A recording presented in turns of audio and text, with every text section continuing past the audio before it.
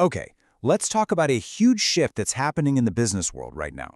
The new mandate to disclose what's called Scope 3 emissions. And trust me, this is way more than just another compliance headache. It's a whole new global standard that's going to fundamentally change how your company and every company is valued.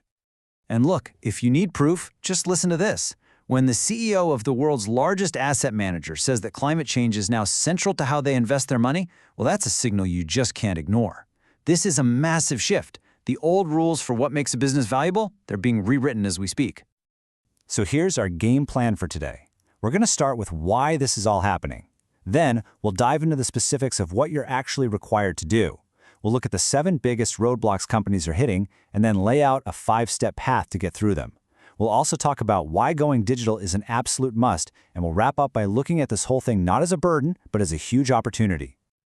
Right, so let's set the stage. For as long as anyone can remember, a company's health was all about the numbers on a financial statement, right? Not anymore. It's now official. Climate risk is financial risk. And because of that, investors are demanding a level of transparency that goes way beyond the traditional balance sheet. You know, this didn't just pop up out of nowhere. It's been building for years. It really started with the global climate goals of the Paris Agreement. That led to the TCFD framework, which gave companies a way to talk about climate risk.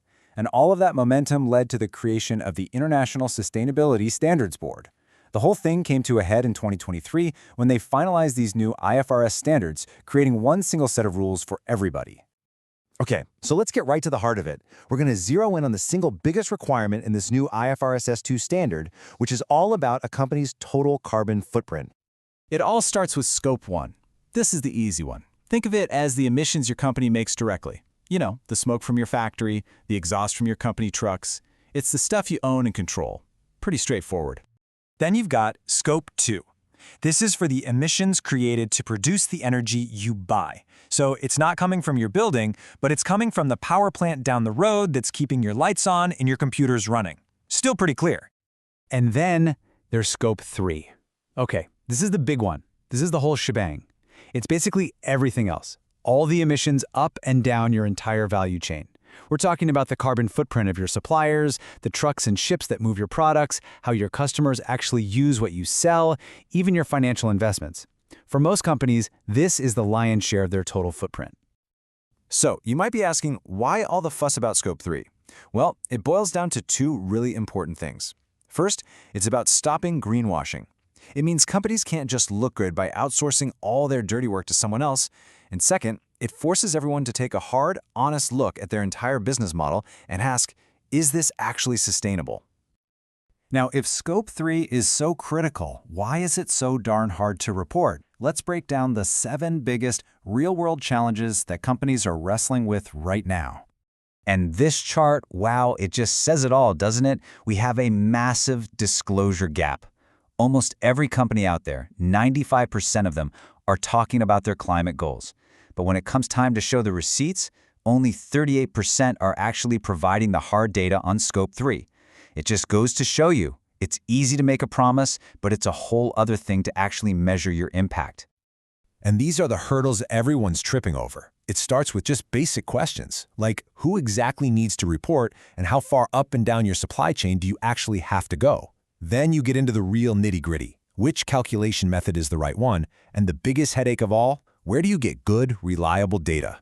After that, it's a logistical nightmare. Things like providing historical data, syncing up with your financial reporting schedule, and getting it all verified without crushing your team. It's a really complex puzzle. Okay, so those challenges are definitely real. But here's the good news. They are not insurmountable.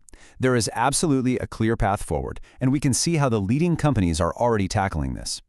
It really comes down to this 5-step game plan. First, you've got to set clear boundaries. Next, and this is key, don't try to boil the ocean. Figure out your emission hotspots and focus your data collection there first. Third, be totally transparent about how you did your math, what sources you used, what assumptions you made. Fourth, if there's a category you just can't get data for, don't hide it. Explain what's missing and why. And finally, report your data consistently and get a third party to verify it. That's how you build credibility. And here's a really crucial point. You simply cannot manage this complexity with old tools. To make that 5-step plan actually work, you have to move beyond spreadsheets. It requires a fundamental shift in how you manage data. You know that old saying, if you can't measure it, you can't improve it? Well, it has never, ever been more true than it is right now. Trying to track all this Scope 3 data with a bunch of disconnected Excel files is, frankly, a recipe for disaster. It's slow, it's full of errors, and there's no way it can scale. I mean, just look at the difference here. On one side, you've got the manual way. With spreadsheets, it's a headache waiting to happen. Every single step is slow and creates opportunities for mistakes. On the other side, you have a digital system that automates the whole process. It's faster, it's more accurate, and it's reliable. It's really no contest. So the end goal, the holy grail really, is this idea of one source, multi-publish. The idea is you build one single, central, trustworthy database for all your ESG data, and from that one source of truth, you can do everything.